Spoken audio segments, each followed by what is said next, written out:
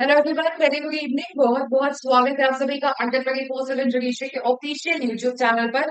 मेरा नाम है दिव्यांशी चंद्र और शाम के 6 बज चुके हैं। तो क्या सारे लोग यहाँ पर आ चुके हैं?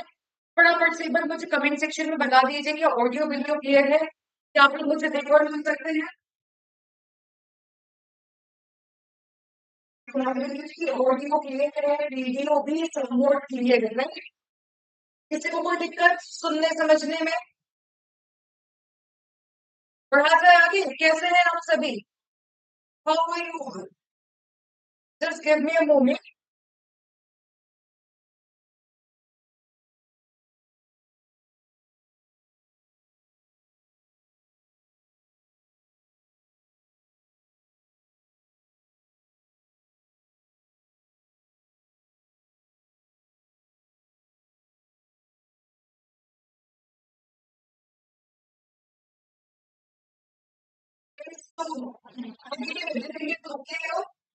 कुछ सबके शुरुआत कर लेते हैं हमारे आज के सेशन की। आप सभी को बताना चाहूंगी, जैसा आप सभी बोल रहे थे कि बीएनएसएस हो गया है, लेकिन सीआरपीसी वर्सेस बीएनएसएस यानी कि हम थोड़ा सा यहाँ पर कंपैरिजन कर सके, थोड़ी सिमिलैरिटी देख सके, इसके हिसाब से तुलनात्मक अध्ययन चाहिए ना, तो वो लेकर के हम आपके लिए आ चुके हैं।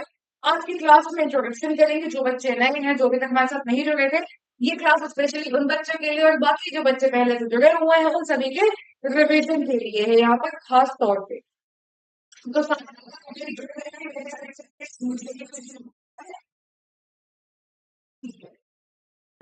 कर लेते हैं हमारे आज के सेगमेंट को, और शुरुआत करेंगे हम सबसे पहले ये पूछते हुए कि ये बीएनएसएस है क्या? भारतीय नागरिक सुरक्षा संहिता है क्या? ये बात हमें बहुत पहले से पता चल गई थी कि 1 जुलाई 2024 से जो कि क्रिमिनल लॉज है वो तब्दील हो जाएंगे, उनकी जगह नए क्रिमिनल लॉज आ जाएंगे। भारतीय साक्ष्य अधिनियम आ चुका है इंडियन एविडेंस एक्ट की जगह पे, भारतीय न्याय संहिता आ चुकी है आईपीसी की जगह पे। आज सीआरपीसी को रिप्लेस करने वाला जो लॉ है वो बीएनएसएस है, वो भारतीय नागरिक सुरक्षा संहिता है। इसको रिप्लेस करने वाला कानून बन चुका है। अब यहाँ पर हमारे लिए इम्पोर्टेंट क्यों है? सबसे पहली बात तो क्रिमिनल लॉ है, और दूसरी बात प्रोसीजर बताता है। आपको जो है यहाँ पर बीएनएस भारतीय न्याय संहिता सब्सटेंस तो बता देगा, यहाँ पर क्या चीज अपराध है, कैसे अपराध होगी, कब अपराध होगी, कब नहीं होगी, उसके लिए कब कितनी सजा देंगे, ये सारी बातें वो बता देते हैं। लेकिन किसी व्यक्ति के साथ अगर कोई अपराध हुआ तो उसको न्याय मिलेगा कैसे? प्रोसीजर क्या होगा? प्रोसीजर बताने वाला जो कानून है वो आपका बीएनएसएस है, भारतीय नागरिक सुरक्षा संहिता है। तो भारतीय नागरिक सुरक्षा संहिता को लेकर के चलते हैं, और यहाँ पर आपकी अंग्रेजी हिंदी और दोनों में ही आ चुका है। यहाँ पर देखिए, सबसे पहली बात, सबसे महत्वपूर्ण बात जो यहाँ पर मतलब मुझे लगता है कि पॉइंट करने जैसी भी नहीं है, हाईलाइट करने जैसी भी नहीं है, it is a very simple thing कि यहाँ पर अपने आप में कॉम्प्रिहेंसिव लेजिस्लेशन है, जिसका एम क्या है कि ओवरऑल कर सके criminal justice system in India को। आप सभी को ये बात बताना चाहूंगी, वैसे तो आप सभी को ये बात पता ही है कि हमारे देश के जो क्रिमिनल लॉज थे वो बहुत पुराने हो चुके थे, ब्रिटिश वगैरह से चले आ रहे थे, कॉलोनियल लॉज कहा जाना था, और वगैरह वगैरह बहुत सारी बातें। लेकिन यहाँ पर मुख्य एम क्या था? इन लॉज को रिप्लेस कर देगा। देखिए, अमेंडमेंट तो हम कर ही रहे थे, संशोधन तो हम करके चल ही रहे थे, वो तो हम देख ही रहे थे कि अपनी जरूरत के हिसाब से हम क्या यहाँ पर कर सकते हैं, क्या चेंजेस लाए जा सकते हैं। But what was the need for replacing this? हम इंडिया के क्रिमिनल जस्टिस सिस्टम को पूरा ओवरहॉल करना चाहते हैं, उसको पूरा सुधारना चाहते हैं, उसको अलग प्रकार से नियंत्रित करना चाहते हैं। कैसे करना चाहते हैं?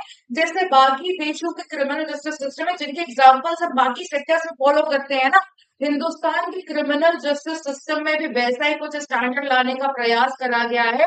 अब यहाँ पर कुछ मिक्स भी है इन चीजों को लेकर के कि अब यहाँ पर पुलिस स्टेट हो जाएगा वगैरह वगैरह, कस्टडी बहुत ज्यादा दे दी है।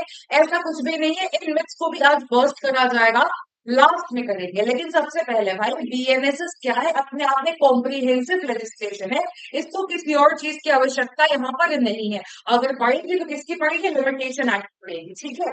उसके बाद ये इंट्रोड्यूस करता है significant reforms to enhance citizens rights, streamline legal processes and ensure greater transparency and accountability within the legal framework। अगर हिंदी में देखें तो यहाँ पर ये नागरिक अधिकारों को बढ़ाने, कानूनी प्रक्रियाओं को सुव्यवस्थित करने और कानूनी ढांचे के भीतर अधिक पारदर्शिता और डिस्कस करने के लिए महत्वपूर्ण सुधार पेश करता है। कैसे करते हैं उन सारी चीजों को वन बाय वन डिस्कस करा जाएगा। उसके लिए प्रॉब्लम नहीं है, उसका बिल्कुल भी इश्यू नहीं है कि आप जो कॉन्सिलिडेट करता है बहुत सारे प्रोविजंस को जो रेगुलेटेड है क्रिमिनल प्रोसीजर से to create a more efficient and responsive justice system. बहुत सारी चीजें तो हैं जो सीआरपीसी से एज ले ली गई है, लेकिन लगभग 92 चीजें हैं, लगभग 92 अप्रॉक्स फिगर आएगा यहाँ पर जब देखा जाएगा कि चेंजेस क्या क्या इनकलकेट करे गए हैं। जब बीएनएसएस की बात करते हैं तो यहाँ पर भले प्रोसीजरल लॉ है, लेकिन आपको यहाँ पर सब्सटैंशियल चेंजेस देखने को मिल रहे हैं, क्योंकि सब्सटैंशियली चेंज करा गया है यहाँ पर बहुत सारी चीजों को बहुत सारी वजहों से करा गया है। अब आपके जो मिथ शब्दों में बस्ट करा जाएगा, लेकिन दूसरा क्वेश्चन जो हमारा जो कि बहुत ज्यादा सुर्खियों में था कि भाई ई एफ आई आर हुआ करेगी, इलेक्ट्रॉनिक एफ आई आर हुआ करेगी।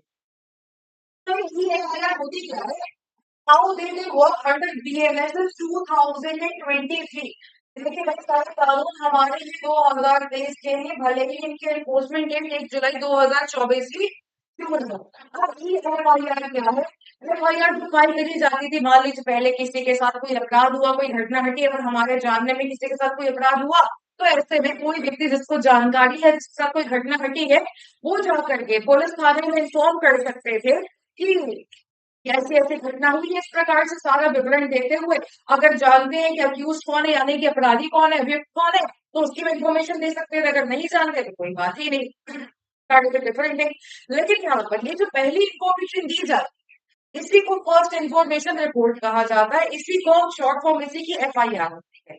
अब ये चाहे जिस भी तरह से दी जाए, ये पहले क्या होता था, इन पर्सन होता था, कभी कभी आप लेटर्स को या किसी फोन कॉल को भी एफआईआर मान लेते थे कि पहली इंफॉर्मेशन तो यहीं से प्राप्त हुई है। अब इस चीज को और ज्यादा एक्सेसिबल कर दिया गया है लोगों के लिए। कौन से लोगों के लिए? वैसे तो सारे लोग जा ही सकते हैं, अभी भी क्या इशू है, लेकिन इंटरनेट पर जब हर चीज हो सकती है तो एफआईआर क्यों नहीं? ये सबसे ज्यादा एक्सेसिबल किसके लिए हो जाता है बेटे? सबसे ज्यादा यहाँ पर एक्सेसिबल हो जाता है उन लोगों के लिए जो यहाँ पर सिक है, इन्फॉर्म है, ओल्ड एज के, अगर जिनके पास कोई और व्यक्ति नहीं है, या फिर मान लीजिए कन्फाइनमेंट में किसी प्रकार से उसको दबा करके रखा गया है, कोऑर्डिनेशन में एनीवे, ठीक है, ऐसे में ऐसी कोई भी परिस्थिति में है तो वो जहां पर है वहीं से इलेक्ट्रॉनिकली एफआईआर को रजिस्टर कर सकते हैं। पुलिस उसके बाद अपनी इन्वेस्टिगेशन को शुरू भी कर देगी। Police has to start with preliminary investigation. यहाँ पर क्या है, देखिए आप सभी को बताना चाहूंगी कि मिथ है सभी बच्चों के मन में कि यहाँ पर क्या कर दिया गया, बोला गया है कि इन्वेस्टिगेशन जो है, इन्वेस्टिगेशन से पहले भी एक स्टेज होगी प्रिलिमिनरी इन्वेस्टिगेशन की, उसके बाद ही अगर कोर्ट जो है पुलिस को किसी को गिरफ्तार करना है तो उसके बाद ही गिरफ्तार कर सकते हैं। ठीक है, सही बात है। लेकिन यहाँ पर एक अच्छी बात ये भी है कि एक्चुअल में इन्वेस्टिगेशन करने से पहले जब प्रिलिमिनरी इन्वेस्टिगेशन करा जाएगा तो उसमें बहुत सारे लोगों को जानकारी नहीं होगी, इस बात का अंदाजा नहीं होगा कि यहाँ पर इन्वेस्टिगेशन चल रही है। और इन्वेस्टिगेशन जो पुलिस की प्रिलिमिनरी इन्वेस्टिगेशन होगी उसमें बहुत सारी चीजें सामने आ सकती है जो कि एक्चुअल इन्वेस्टिगेशन में सामने नहीं आ पाती है। प्रिलिमिनरी इन्वेस्टिगेशन का पर्पज यही है कि जल्दी से जल्दी चीजों का पता लगाया जा सके और यहाँ पर इन्वेस्टिगेशन का प्रोसेस शुरू करा जा सके अगर यहाँ पर तथ्य पाया जा रहा है कि ऐसी कोई भी घटना घटी या फिर ऐसा कुछ भी हुआ। ठीक है, तो ये एफआईआर क्या है? हिंदुस्तान में इलेक्ट्रॉनिक फर्स्ट इन्फॉर्मेशन रिपोर्ट है that can be filed online without the need to visit a police station. अब बीएनएसएस 2023 में ये जो प्रोविजन ही अलाउ करता है जगह जगह को कि वो कहीं से भी बैठी बैठी कंप्लेंट रजिस्टर कर सकते हैं। अगर आप विदेश में गए हैं और आपको ऐसा लग रहा है कि कोई कंप्लेंट रजिस्टर करने की जरूरत है, यू कैन डू दैट, आप आराम से कर सकते हो, कोई इशू नहीं है। Making the process more accessible and efficient. पहले क्या होता था, बहुत सारे केसेस में सुप्रीम कोर्ट को ये बात बोलनी पड़ी है कि police has the duty to register the FIR, क्योंकि वो मना कर देते थे कि रजिस्ट्रेशन नहीं करेंगे एफआईआर का, हम यहाँ पर एफआईआर नहीं लिखेंगे, ऐसी बातों की एफआईआर नहीं होती है। सारी पावर आपके हाथ में दे दी गई है, अगर आपको एफआईआर करनी है तो आप एफआईआर कर सकते हैं, कोई भी आपको एफआईआर करने से नहीं रोक सकता है। ये जो एफआईआर का सिस्टम है इसका इन्हें रिड्यूस करना, डिले जो होते हैं रजिस्ट्रेशन ऑफ कंप्लेंट, क्यों क्या फर्क पड़ रहा है? अगर जितना होता है तो भी अब ये क्वेश्चन ये आता है ना यहाँ पर कि चलिए ठीक है, एफआईआर रजिस्ट्रेशन में डिले होता है, फिर जो है इन्वेस्टिगेशन में डिले होता है, न्याय तो देर से आता ही है, तो सभी को पता है कि न्याय आने में समय लगेगा। इसका मतलब ये थोड़ी ना है कि यहाँ पर हाथ पे हाथ रख के बैठ जाएंगे, सबसे पहले इन्वेस्टिगेशन स्टार्ट हो जानी चाहिए, इन्फॉर्मेशन दे दी जानी चाहिए। बात को समझिएगा, बहुत सारे ऐसे सिचुएशंस हैं जहां पर अगर एफआईआर में डिले होता है तो मेडिकल एग्जामिनेशन कंडक्ट नहीं हो पाता है, ना ही अक्यूज का ना ही विक्टिम का, जिस वजह से जिस वजह से हमारा फॉरेंसिक एविडेंस, जो साइंटिफिक एविडेंस है, वो खो जाता है, और वो खो जाता है तो केस बिल्ड नहीं हो पाता है। आप सभी ने एक मूवी देखी होगी, बहुत ही अच्छी शानदार सी मूवी है काबिल।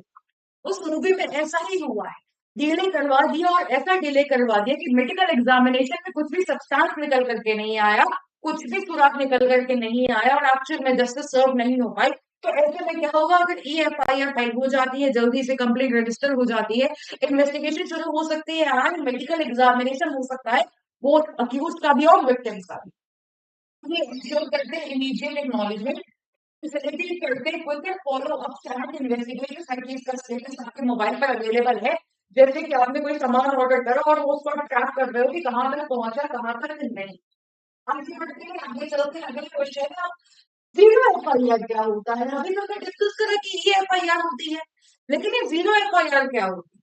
जीरो एफ आई आर ऐसा नहीं है कि बीएनएसएस के आने के बाद रिकॉग्नाइज हुआ है, लेकिन हाँ, इसको एक जो दर्जा प्राप्त हुआ है वो बीएनएसएस के आने के बाद ही हुआ है। सीआरपीसी भी जब था तो भी जीरो एफआईआर रजिस्टर होता था, ठीक है, तब भी जीरो एफआईआर करी जाती थी, लेकिन उसको यहाँ पर नाम नहीं दिया गया था, बीएनएसएस में इसको नाम दे दिया गया। तो फिलहाल बेनिफिट्स क्या है जीरो एफआईआर की? बेनिफिट्स ये है, include the ability to file an FIR at any police station regardless of the jurisdiction with the incident occurred. अब जीरो एफआईआर का फायदा क्या है? मान लीजिए कि आप वेकेशन पे गए, मान लीजिए आप केरला गए हैं, ठीक है, वेकेशन पे गए हैं, घूमने गए हैं, और अपना घर पीछे से ताले के भरोसे छोड़ के गए थे। अब किसी ने क्या करा, आपकी बाइक चुरा ली। आपको आपके नेबर का फोन आया कि हमने देखा कि आपके घर का ताला टूटा हुआ है, मेन गेट की जो एंट्री है वो किसी ने तोड़ दिया है। अब आप अपने घर नहीं पहुंच सकते हैं, जहां पर भी सकते हैं, जहां पर भी आपका घर हो, आप उधर नहीं पहुंच सकते हो वहां पर, लेकिन ये चीज का एक्शन तो चाहिए, है कि नहीं? आपको ऐसा लग रहा है ईएफआईआर फाइल कर सकते हो, तो आप ईएफआईआर भी फाइल कर सकते हो, करना चाहो तो। अगर आपको ऐसा लग रहा है कि नहीं, मैं जा करके ही अपनी बात बोलूंगा, मुझे बहुत ज्यादा गुस्सा आ रहा है, मेरे अंदर मोबाइल पर करने का पेशेंस नहीं है, तो आप जहां पर भी वेकेशन पर है, पूरे हिंदुस्तान में कहीं पर भी जहां पर बीएनएसएस लागू होता है, वहां पर किसी भी पुलिस स्टेशन में जाकर के आप अपनी एफआईआर रजिस्टर करवा सकते हैं, कोई इश्यू नहीं है। जी हाँ, कोई सवाल नहीं खड़ा होगा जुरिस्डिक्शन है नहीं है, कोई फर्क नहीं पड़ता है, आपकी एफआईआर रजिस्टर हो जाएगी। लेकिन इसका मतलब ये नहीं है कि केरला की पुलिस आकर के आपकी दिल्ली वाले घर की इन्वेस्टिगेशन करेगी, ऐसा बिल्कुल भी नहीं है। आपकी एफआईआर को वहां पर रजिस्टर जरूर कर लिया जाएगा, लेकिन उसके बाद उसको ट्रांसफर कर देंगे to the appropriate police station. अभी अप्रोप्रिएट पुलिस स्टेशन कौन सा है? ये अप्रोप्रिएट पुलिस स्टेशन वो स्टेशन है जिसको एक्चुअली में आपके इलाके का जुरिस्डिक्शन जिसके पास है, और जो वहां की करेगा, वहां पर तफ्तीश करेगा, वहां पर इन्वेस्टिगेशन करेगा, ये वो वाला पुलिस स्टेशन है, उसको ट्रांसफर कर दिया जाता है, ठीक। उसको ट्रांसफर कर दिया जाएगा, उसकी वजह से क्या होगा, फैसिलिटेट हो जाएगा immediate action and reducing delay. Delay नहीं हो पाएगा, मुख्यतः यही है कि यहाँ पर इंश्योर करना है हमें स्पीडी जस्टिस चाहिए वगैरह वगैरह। तो यहाँ पर मेन चीज तो यही है कि डिले नहीं होनी चाहिए। अब हम उससे बोलेंगे फायदा क्या है, खाली वेकेशन पर जाने के लिए जीरो एफआईआर को यहाँ पर जो मान्यता दे दी गई, इनको अलग से रिकॉग्निशन दे दिया गया, एक्चुअल में ऐसा नहीं, it's not like that. Actual में बात ये है कि क्या होता है जब आप किसी एरिया में रहते हैं, तो आपकी बात नहीं कर रही हूँ, आप किसी भी एरिया में अगर देखें तो कुछ लोग होते हैं प्रिविलेज कहते हैं, एंटाइटल्ड हो सकते हैं, कि उनके लिए पुलिस हमेशा खड़ी है, उनके लिए एजेंसीज हमेशा खड़ी है, उनके साथ कभी कोई इशू होता है तो हमेशा उनके लिए सुख सुविधाएं अवेलेबल। लेकिन कुछ लोग ऐसे भी होते हैं,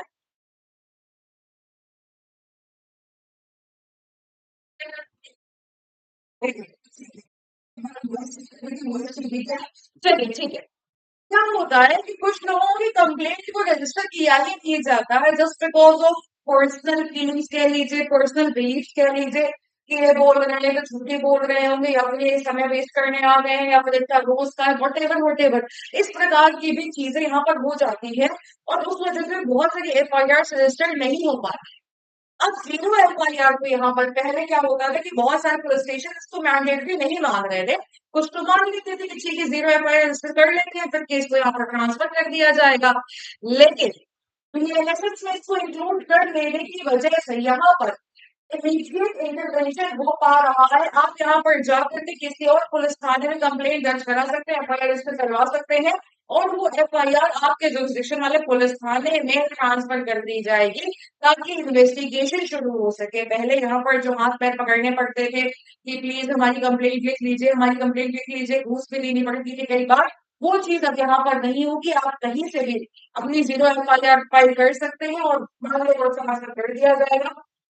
डोमेस्टिक वायलेंस के क्राइम्स में, अब डोमेस्टिक वायलेंस के क्राइम्स में क्यों प्रॉब्लम आती थी? मान लीजिए महिला जाती है पुलिस थाने कि यहाँ पर मेरे पति ने, मेरे ससुराल वालों ने मेरे साथ इस प्रकार का व्यवहार करा है, क्रूर व्यवहार करा है या फिर मेरे साथ घरेलू हिंसा करी है, तो क्या होता था ना कि पति को बुला करके या रिलेटिव्स को बुला करके समझा उजा करके वापस भेज देते थे कि नहीं नहीं इसका केस थोड़ी ना बनता है, आपकी शादी हुई है, हंसी खुशी रही, ये सब तो हर परिवार में होता है, हर कपल में होता है, हर कपल में नहीं। और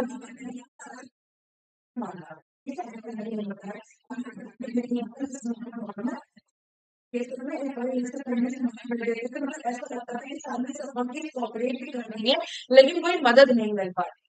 क्योंकि कमिटेड वाइल्ड क्राइम तो आपके लिए यहाँ पर कर चुकी है। उसके बाद अच्छा प्रोविजन से यहाँ पर सेक्शन से शुरुआत करने वाले हैं। आपको भी उम्र नहीं है, ठीक है चलो। अब यहाँ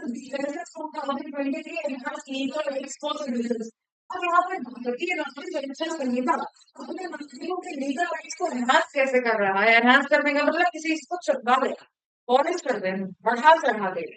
ठीक है, बात वही है ना, जैसे मान लीजिए कहीं पर गए हैं, शगन में लिफाफा मिल रहा है, अब लिफाफे में से नीचे करके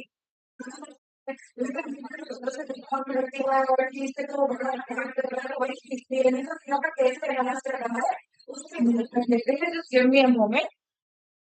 ठीक है, ठीक है।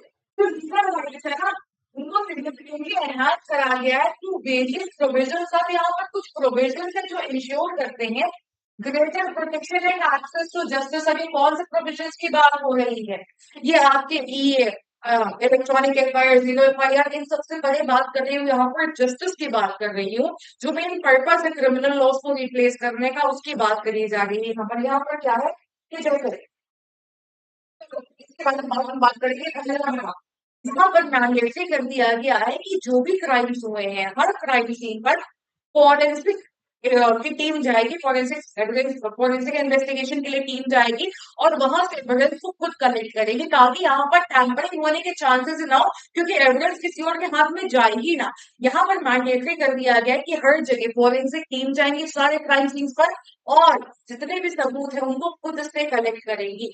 यहाँ पर किसी और के हाथ में सबूत को जाने ही नहीं दिया जाएगा। टैंपरिंग बहुत दूर की बात है, एविडेंस चोरी होना बहुत ही दूर की बात है। सर्च एंड सीजर होता है, जैसे छानबीन होती है, किसी चीज को जब्त कर लिया जाता है ना, तो वहां पर अब सारी चीजें ऑडियो वीडियो इलेक्ट्रॉनिक मीन्स के माध्यम से होंगी। इसका मतलब क्या होगा? फॉर एग्जाम्पल इनकम टैक्स की रेट बढ़ती है, सुना होगा सबने न्यूज में, इसके बारे में देखा होगा, मूवीज में देखी होंगी, रेड नाम से भी एक मूवी देख सकते हैं। देखिए मूवीज का रेफरेंस कभी कभी यहाँ पर लिया जा सकता है, अगर आप लेते हैं ना तो आपके लिए कानून बहुत इंटरेस्टिंग हो जाता है, एंटरटेनिंग हो जाता है, एकदम से क्लिक कर जाता है, अच्छा ये ठीक है। तो रेड जो होती है, आपसे जो भी रेड हुआ करेगी, ऑडियो वीडियो इलेक्ट्रॉनिक माध्यम ऐसे इस प्रकार से कैमरा रहेगा सामने और उसके बाद रेड होगी ताकि यहाँ पर पता चल सके कि क्या मिला है और क्या क्या जब्त करा गया। ठीक है, साउंड का इशू है अभी भी है, अभी वो बुक रहना चाहिए।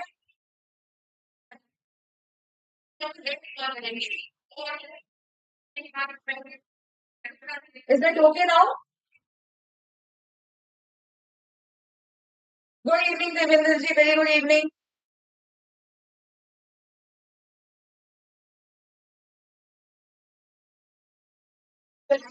हाथ में लेकर के बात करके देख लेती हूँ मैं एक बार। कैसे है?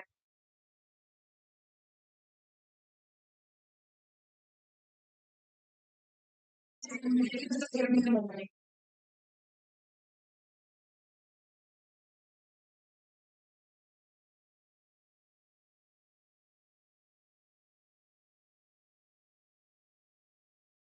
me just check once.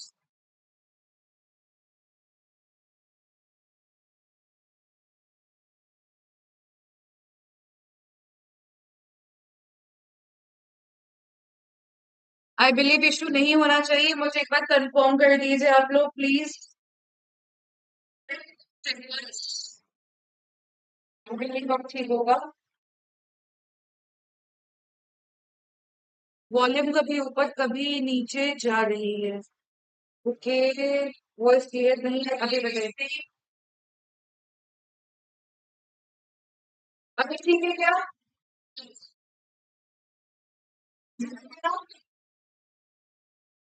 मैं भी चेक कर रही हूँ अपनी साइड से। वॉल्यूम कभी इसकी वजह से इशू हो रहा था, बताओ क्या? ये भी चलिए ठीक है। एनीवे तो स्टार्ट करते हैं।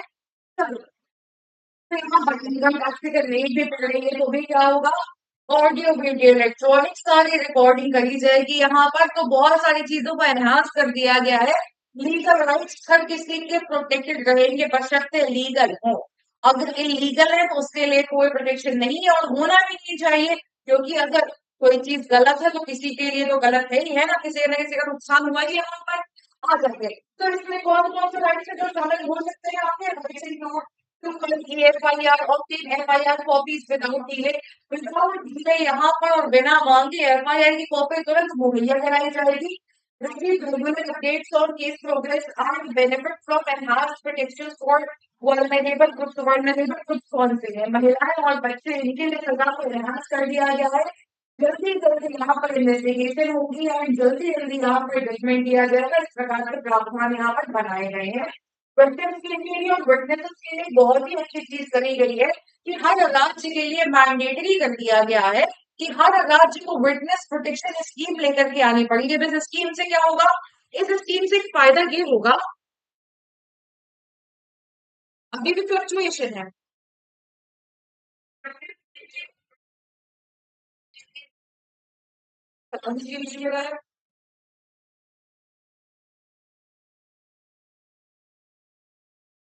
चलिए थोड़ा सा और क्लियर कर लीजिए यहाँ पर विटनेसेस के लिए। देखिए विटनेसेस के लिए मैं बता रही थी कि हर राज्य के लिए यहाँ पर मैंडेटरी कर दिया गया है कि हर राज्य को यहाँ पर एक विटनेस प्रोटेक्शन स्कीम लेकर के आनी पड़ेगी, जिससे कि यहाँ पर ये इंश्योर करा जा सके कि विटनेसेस के साथ यहाँ पर छेड़छाड़ ना हो। क्या होता था पहले कि विटनेसेस के साथ छेड़छाड़ होती थी तो विटनेस क्या होते थे? होस्टाइल हो जाते थे, पलट जाते थे अपनी गवाही से।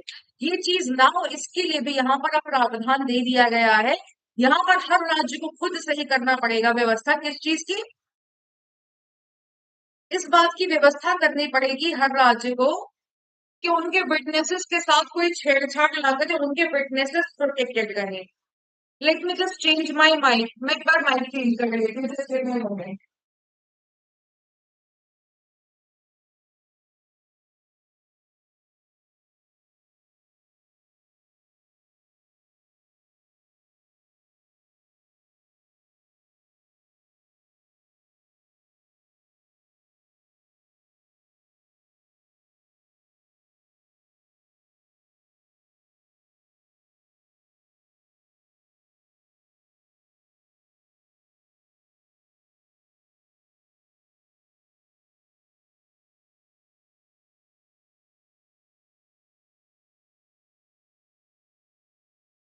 हेलो।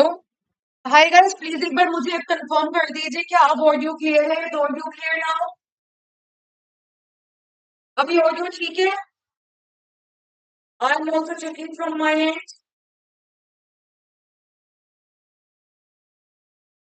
मैं भी चेक कर रही हूँ, आप भी मुझे एक बार कंफर्म कर दीजिए।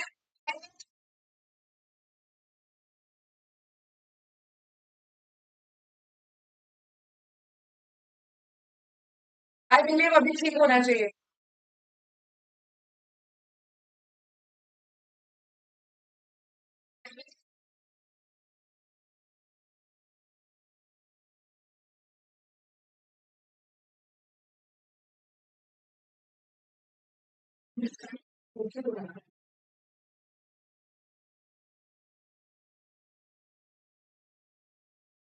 guys, it's fine now. Okay सत्यता जी, थैंक यू। मैं 1-2 मिनट और वेट कर लेती हूँ बाकी स्टूडेंट्स का।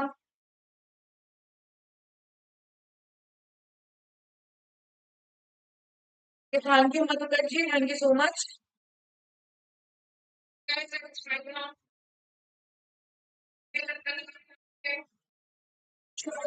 ठीक है।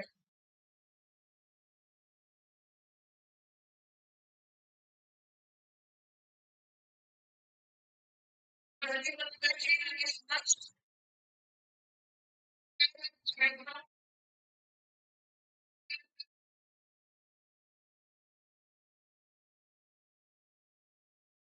एक मिनट दीजिए मुझे। I don't think it's okay.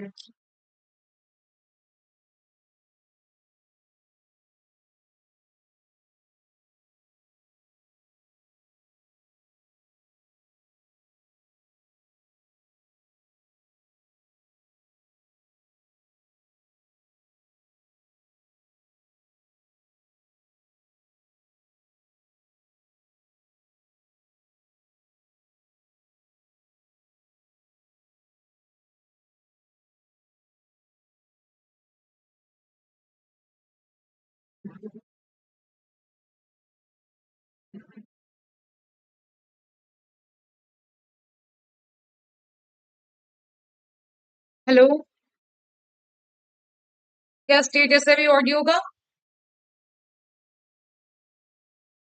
ये तो लगी एकदम से इशू हुआ, पहले से नहीं था। पहले ठीक था। हाँ जी अलका जी, भयंकर जी, ठीक है। क्या स्टेटस है अभी ऑडियो का? अभी क्लियर है ऑडियो सबको? मुझे तो ठीक आ गई है। भयंकर जी अब देखिए, आप चेक करिए प्लीज।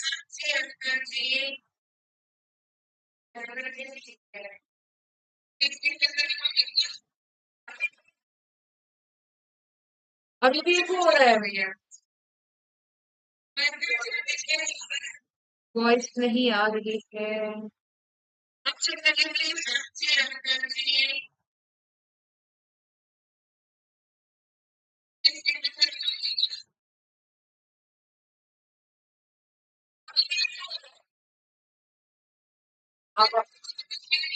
आवाज डबल आ रही है अभी।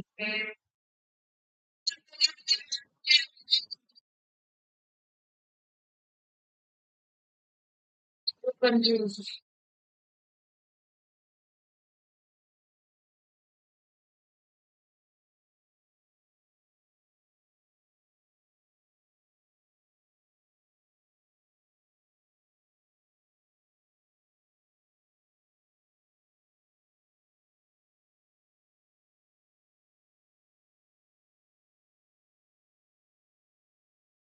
अभी नहीं आ रही है। ओके, अब आनी चाहिए जैसा मुझे लगता है। बताइए। प्लीज लिखना हो। ये बेटा ट्राई। अभी तक नहीं आ रही है। ओके, अब आनी चाहिए जैसा मुझे लगता है। आई गेस अब आ रही है। बताइए। प्लीज लिखना हो।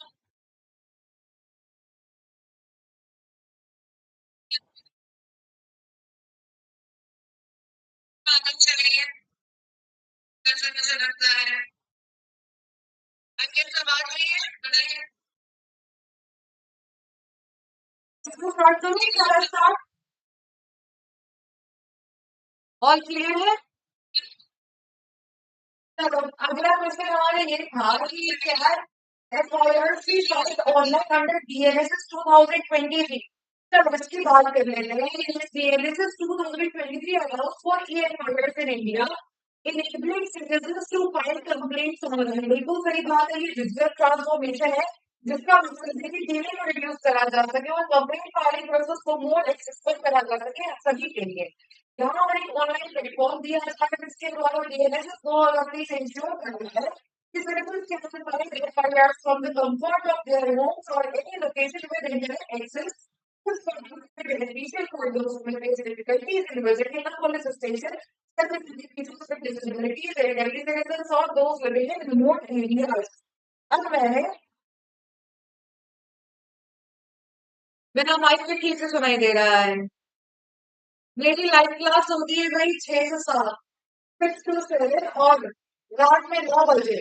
Legal current affairs, legal current affairs जिससे हम आज के दिन की पूरी जिंदगी को डिस्कस कर रहे हैं शॉर्ट में। तो सारे लोग प्लीज विश्व की इन दोनों क्लासेस में जरूर जरूर आइएगा। रात में 9 बजे सब खाली हो जाते हो, नहीं भी होते हो तो भी यहाँ पर अभी भी डबल साउंड आ रही है। और आज तो बस okay, just give me a moment.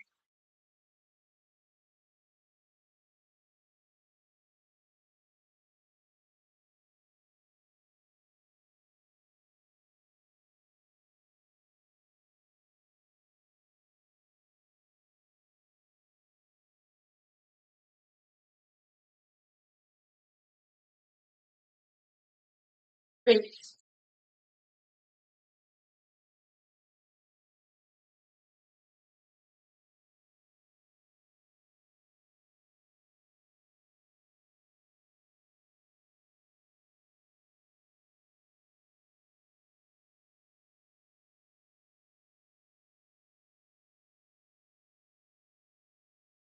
हाँ जी, अब देखिए अभी आवाज बिल्कुल ठीक होगी। अब चेक करिए।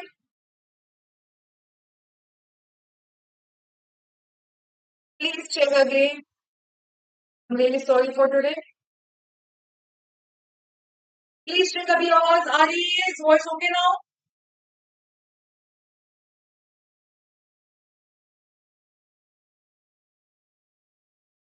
आज तो आप लोग भी सोच रहे होंगे माइक टेस्टिंग पे ही लगा दिया सब।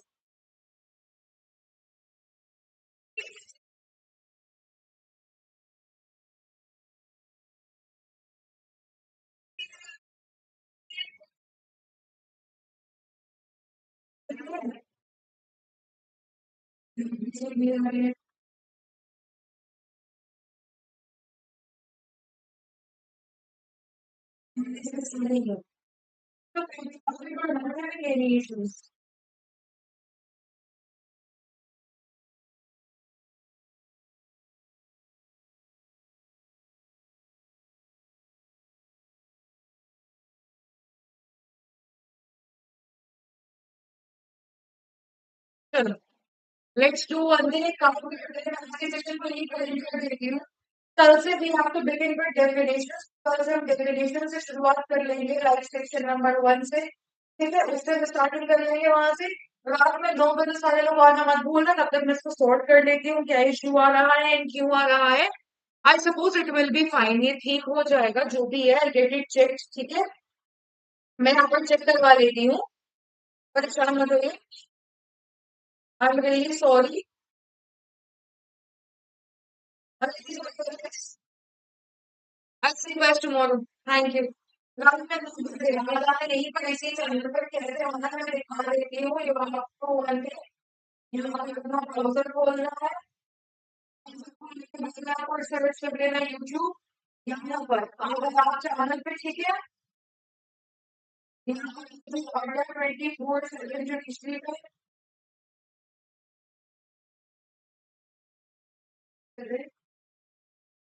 हिस्ट्री आपको खोलने के बाद आ जाइए लाइव में। करंट अफेयर्स, ठीक है, इससे आपको ठीक है इवनिंग 9 PM। ओके, चलो सॉरी और